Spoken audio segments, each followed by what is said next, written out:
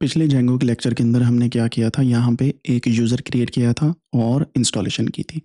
अब हम करेंगे डायरेक्टरी परमिशंस ऐड, जिससे क्या होगा, ये जो यूज़र है इसके अलावा बाकी लोग जो हैं इसको एक्सेस कर सकेंगे इस फोल्डर को जो जेंगो यूज़र का है, लेकिन वो इसमें चेंजेस नहीं कर सकेंगे। तो उसके लिए हम क्या करेंगे, वीएस कोड में जाते हैं, यहाँ पे मैं ls लिखता हूँ, pwd लिखता हूँ, तो ये हमारा पाथ है, ठीक है, इस जगह पे।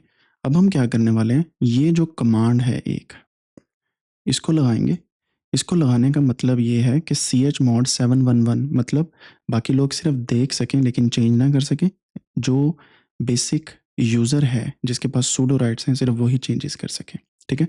सो अगर आप सर्च करना चाहें तो आपको मैंने लिनक्स chmod 711 इसकी परमिशन अगर आपने देखनी है तो यहाँ पे देख सकते हैं, you can do anything with the file और directory and other users can only execute it, ठीक है।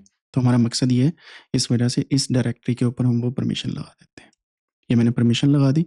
परमिशन लगाने के बाद अब हम वापस जाते हैं, यहाँ से मैं इस एक यूज़र के अंदर आ जाऊँगा जो ऑलरेडी मैं उसी जगह पे हूँ। सो आप यहाँ पे cd भी लिख सकते हैं और ls करके देख सकते हैं क्या क्या है इसके अंदर, और pwd करके प्रेजेंट वर्किंग डायरेक्टरी देख सकते हैं। अब हम इस डायरेक्टरी के अंदर आ गए। अब हम क्या करेंगे, इसमें एक डेटाबेस जो है उसको क्रिएट करेंगे, ठीक है। डेटाबेस क्रिएट करना बहुत ज़रूरी है और इस डेटाबेस के अंदर हमारी जेंगो के सारे प्रोसीजर्स जो हैं वो अप्लाई होंगे।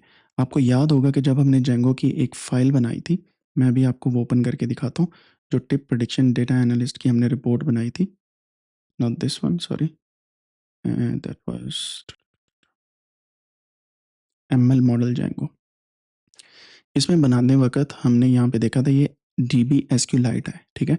अब हम क्या करेंगे, बजाय इसको यूज़ करने के हम पोस्टग्रेस जो है वो उसे यूज़ करने वाले हैं, ठीक है। और ये SQL की लैंग्वेज ही है और इसी के थ्रू हम डेटाबेस के अंदर चेंजेस करेंगे। तो सबसे पहली चीज़ है कि हम यहाँ पे पोस्टग्रेस यूज़र की तरफ जाएंगे। इसी जगह पे कंट्रोल L दबा के मैं अगर ये लिखता हूँ तो अब हमारे पास जेंगो यूज़र का पासवर्ड वो मांग रहा है। मैंने वो पासवर्ड लगाया, आप देखेंगे कि यहाँ पे अब चेंजेस आ गई। इसका मतलब ये हुआ कि हम अब डेटाबेस जो है वो उसे क्रिएट कर सकते हैं यूजिंग पोस्टग्रेस कमांड्स, ठीक है, एसक्यूएल की कमांड्स, और वो मैंने यहाँ पे लिखी हुई हैं। आपने क्या करना है, इन कमांड्स को यहाँ पे रन करना है। तो सबसे पहली चीज़, ये पासवर्ड जो है ये आपने अपना पासवर्ड लगाना है। तो मैं इसको कॉपी करता हूँ। कॉपी करके अब मैं क्या करूँगा, यहाँ पे एक टेस्ट डॉट sh की एक फ़ाइल बना लूँगा, सिर्फ इसलिए कि जब भी मैं कोई कमांड यहाँ पे रन करूँ तो उसको एडिट कर सकूँ, ठीक है। सो मैं यहाँ पे पासवर्ड अपना लगाऊंगा, कोडेनिक्स एट यूज़र 123, ठीक है। ये मेरा पासवर्ड है, इसे मैं याद रखूँगा।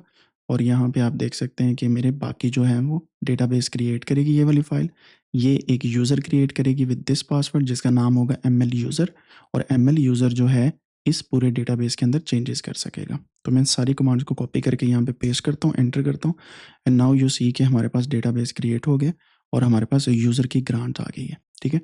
अब अगला काम हमने क्या करना है, हमने ये वाली एक कमांड लगानी है। इससे क्या होगा, हम डेटाबेस के अंदर मूव कर जाएंगे। So now we are actually inside the database, ठीक है। So you are now connected to the database ml model underscore db।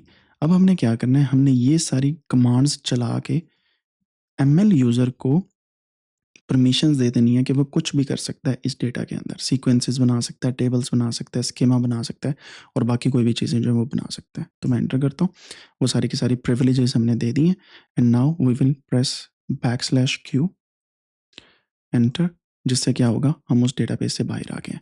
अब हमारा डेटाबेस क्रिएट हो चुका है, हमने परमिशंस दे दी हैं। ml यूज़र जो है ये बेसिकली एक एडमिन है जो इस डेटाबेस को डील कर सकता है। हम ml यूज़र को यूटिलाइज़ करके अब जो है वो आगे काम करेंगे और डेटाबेस के अंदर हम चेंजेस लेके आएंगे, and you will see that in couple of upcoming lectures. यहाँ तक क्लियर हो गया कि किस तरीके से डेटाबेस बनाना है और किस तरीके से आपने पोस्टग्रेस एसक्यूएल को जो है वो डिफरेंट तरीके से डेटाबेस को परमिशन देनी है।